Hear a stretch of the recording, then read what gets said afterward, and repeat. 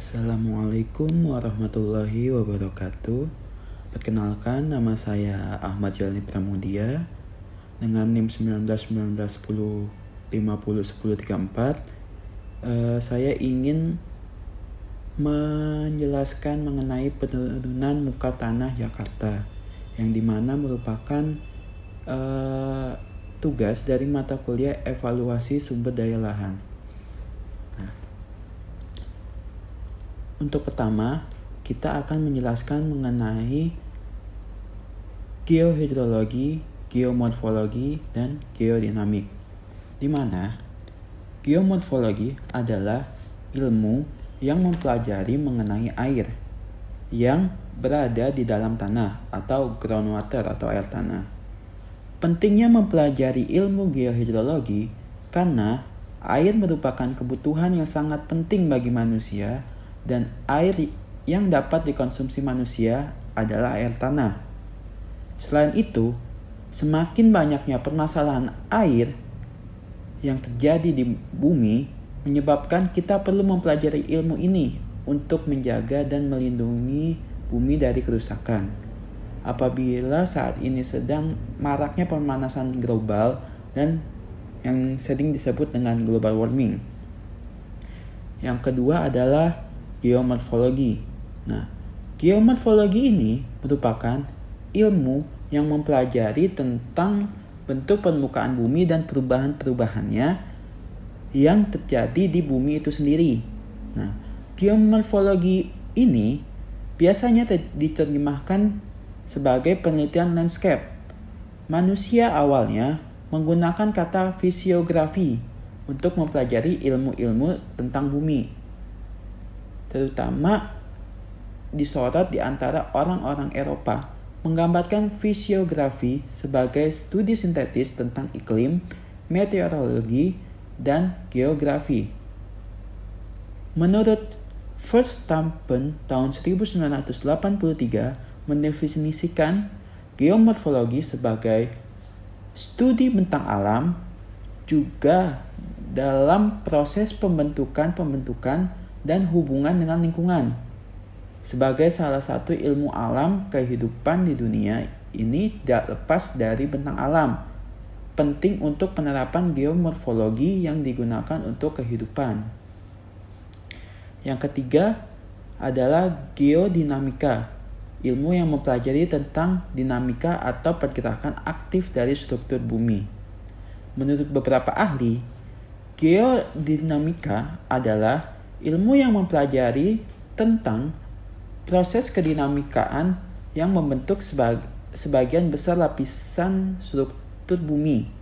Seiring berkembangnya ilmu pengetahuan, geodinamika dikaitkan dengan ilmu tektonik karena adanya hubungan dengan beberapa patahan dan lempengan bumi.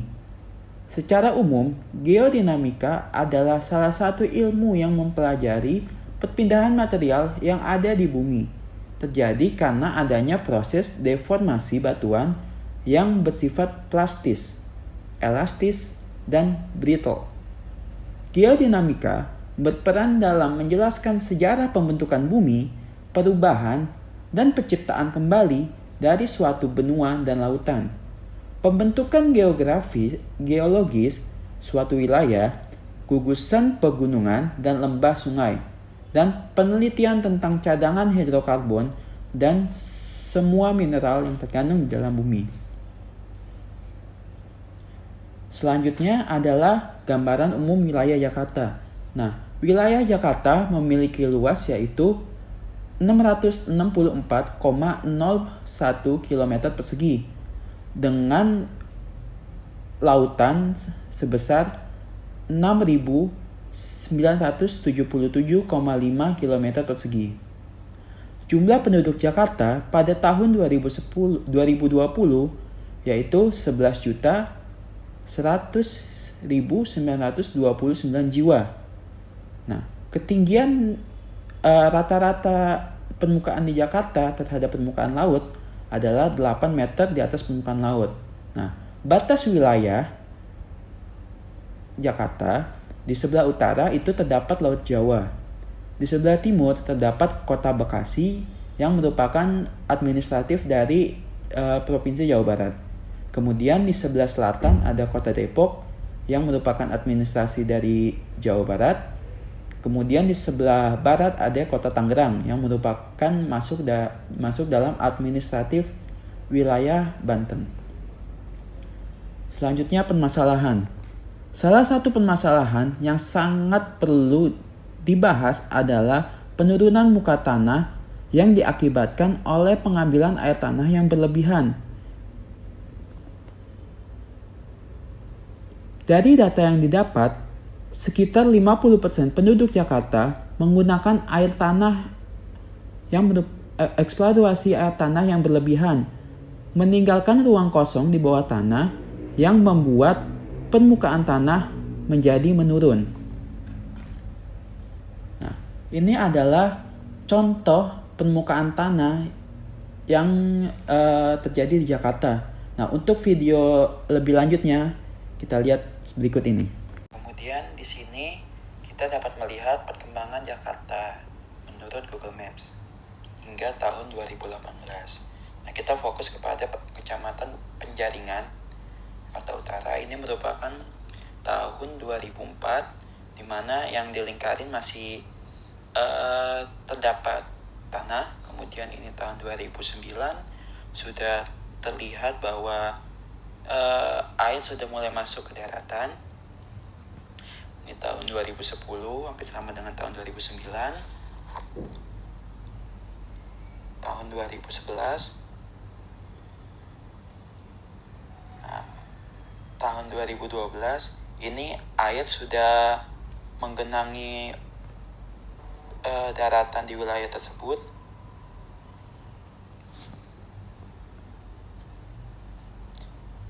Tahun 2014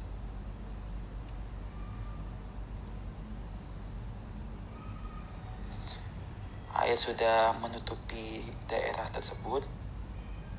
Ini tahun 2015.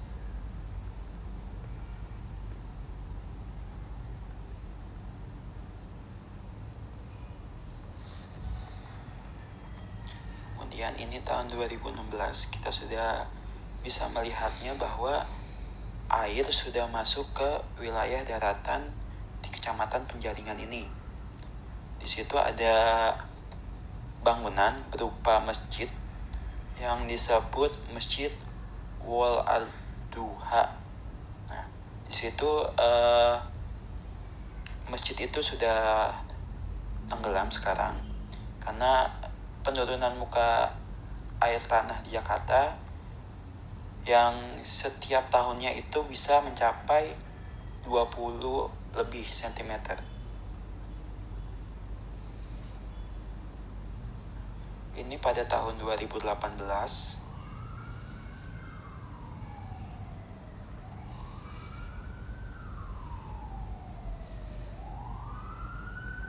Ini tahun 2019.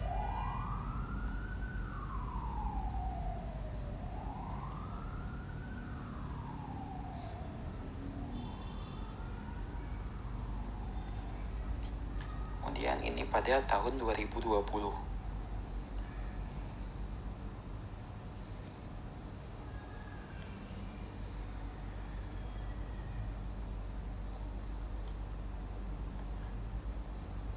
Sekarang kita lihat kondisi existing yang ada di Kecamatan Penjaringan. Di sini sudah terdapat beton-beton, di mana di situ permukaan air laut lebih tinggi daripada permukaan air tanah. Selanjutnya, terdapat 10 lokasi penurunan muka air tanah terbesar pada tahun 2008 sampai 2010. Yang pertama itu Cengkareng Barat di Jakarta Barat, itu sekitar 26,6 cm. Yang kedua itu Pantai Mutiara di Jakarta Utara sekitar 24,7 cm. Yang ketiga Kuitang di Jakarta Pusat sebesar 21,7 cm. Kemudian terdapat Daan Mogot di Jakarta Barat sekitar 20,9 cm. Kemudian terdapat di Kelapa Gading Jakarta Utara sekitar 20,0 cm. Kemudian terdapat di Pantai Indah Kapuk, Jakarta Utara sebesar 16,4 cm. Kemudian terdapat di Kebayoran Baru, Jakarta Selatan sebesar 13,9 cm. Kemudian terdapat di Ancol, Jakarta Utara sebesar 12,9 cm. Kemudian terdapat di Gunung Sahari, Jakarta Pusat sebesar 11,9 cm. Kemudian ada di Cempaka Mas, Jakarta Pusat sekitar 10,3 cm. Kemudian, faktor apa saja yang mempengaruhi penurunan muka tanah? Yang pertama itu eksploitasi air tanah. DKI Jakarta memiliki luas yang tadi dijelaskan sekitar 660 sekian dengan jumlah penduduk sekitar 11.000 jiwa. Sekitar 50% penduduknya masih mengandalkan air tanah sebagai sumber utama kehidupan. Eksploitasi air tanah secara berlebihan meninggalkan ruang kosong di bawah tanah, sehingga membuat permukaan tanah menjadi menurun. Kemudian yang kedua, menjamurnya pembangunan gedung. Jakarta merupakan pusat perekonomian, bisnis, pemerintahan, dan lainnya. Ini yang kemudian memaksa Jakarta melakukan ekspansi lahan untuk mendukung pertumbuhan spasialnya. Semakin luas jenis penggunaan tanah, maka semakin tinggi pula penurunan muka tanah akibat beban bangunan dan penggunaan air tanah dari bangunan itu sendiri. Kemudian terdapat perubahan fungsi lahan. Perkembangan kota Jakarta diikuti pula oleh kerusakan lingkungan yang ada, yang salah satunya disebabkan oleh alih fungsi lahan atau perubahan tata ruang yang tidak sesuai dengan kebijakan di sebelumnya. Sekitar 20 tahun yang lalu, di beberapa sudut kota Jakarta masih terdapat green belt. Dulu, kawasan Kebayoran hanya boleh diisi sekitar 10-15% dari luas lahannya. Sekarang, hampir 100% lahan dibuat bangunan sehingga Jakarta tidak memiliki daerah resapan. Yang keempat adalah kerusakan lahan dan vegetasi di hulu. Penyebab lainnya, penurunan muka tanah adalah rusaknya lahan resapan air dan vegetasi di hulu akibat didirikannya bangunan secara besar-besaran. Kondisi di Bogor dan Depok sebagai daerah resapan air yang telah mengalami banyak perubahan fisik, terutama akibat penyimpangan dalam peruntukan lahan, berperan besar memicu aliran hujan yang nyaris seluruhnya masuk ke Jakarta. Sekarang, kawasan Bogor dan Depok dikuasai oleh perumahan, ruas jalan, dan parit yang merupakan jalan air tapi bukan penyerap air. Kemudian yang terakhir, jenis tanah aluvium di DKI Jakarta. Daratan DKI Jakarta secara geologis dibangun di atas tanah aluvium yang sangat bervariasi sifat keteknikannya, baik pada sebaran ke arah vertikal maupun mendatar. Di bagian utara tersusun oleh aluvium pantai, pematang pantai, sungai, dan rawa. Sedangkan di bagian selatan umumnya tersusun oleh aluvium vulkanik yang berasal dari kegiatan gunung berapi. Identifikasi morfologinya, garis pantai purba DKI Jakarta 5.000 tahun yang lalu berada di sepanjang jalan Daan Mogot, Grogol, Monas, Senen, sampai Pulau Gadung. Sehingga di beberapa tempat di sepanjang jalan tersebut dijumpai tanah endapan pematang pantai dan di belakangnya dijumpai tanah endapan rawa yang bersifat lunak. Kemudian terdapat dampak yang ditimbulkan akibat penurunan muka air tanah. Nah, di sini terdapat 3, yaitu komponen sosial, komponen lingkungan, dan komponen ekonomi. Di mana komponen sosial itu terganggunya aktivitas masyarakat dan pemerintah. Selanjutnya, bertambahnya kemiskinan, lalu berkurangnya kualitas hidup, kondisi sanitasi dan kesehatan, kemudian terdapat korban jiwa. Kemudian, komponen lingkungan, terdapat korosi konstruksi bangunan, rob di daerah pantai, banjir semakin meluas, rusak atau tidak berfungsinya drainase dan infrastruktur, penurunan muka air tanah, dan intrusi air laut. Selanjutnya ada komponen ekonomi, di mana terputusnya arus lalu lintas, hilangnya mata pencaharian, menurunnya laju pertumbuhan ekonomi.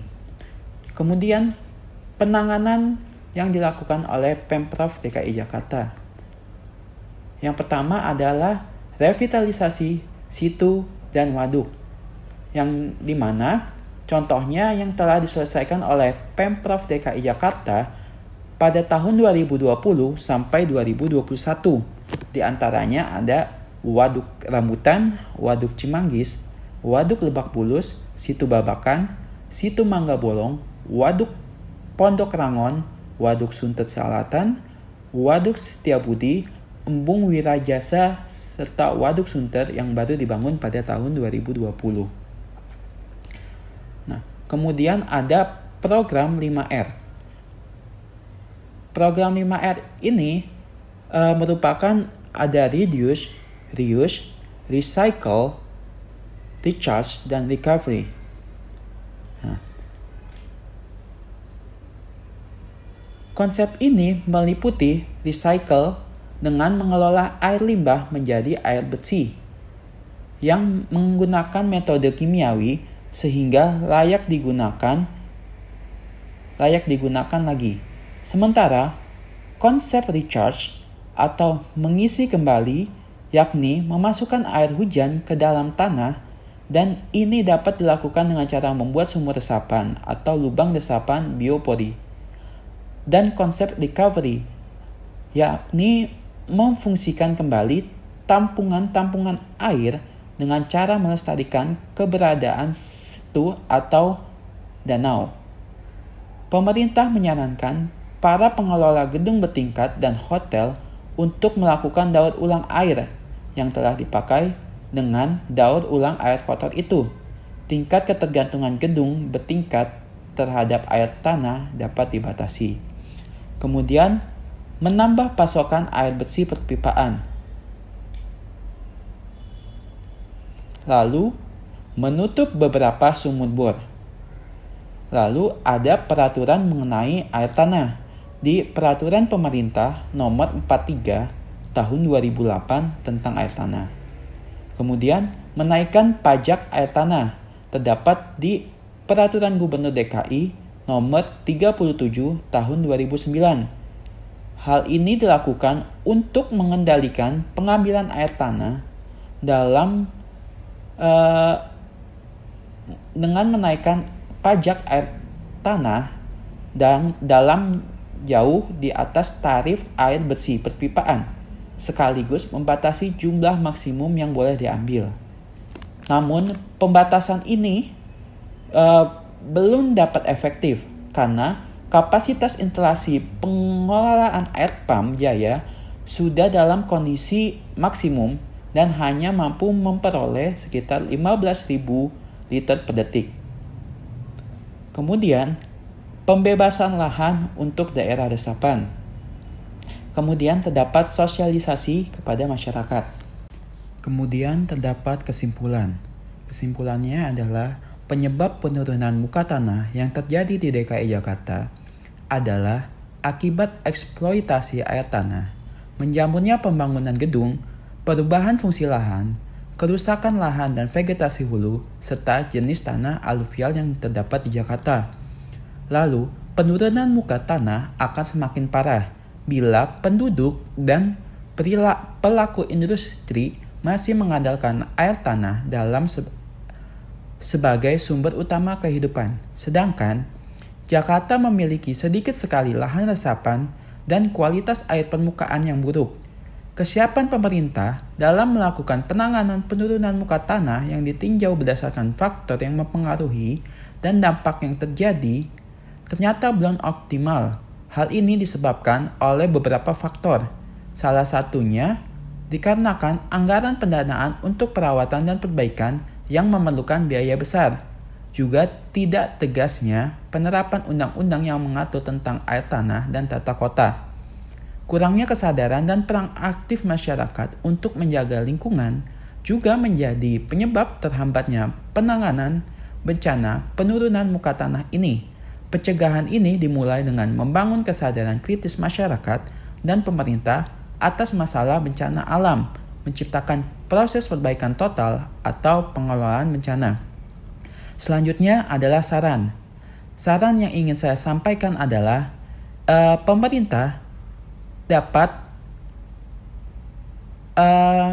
memberi pajak yang besar terhadap pengguna air tanah, ataupun pemerintah melarang untuk menggunakan air tanah.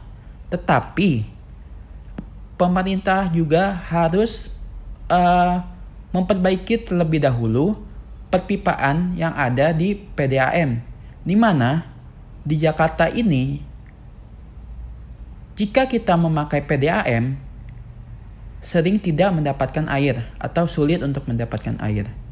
Nah, sekian presentasi dari saya, kurang lebihnya mohon maaf. Assalamualaikum warahmatullahi wabarakatuh.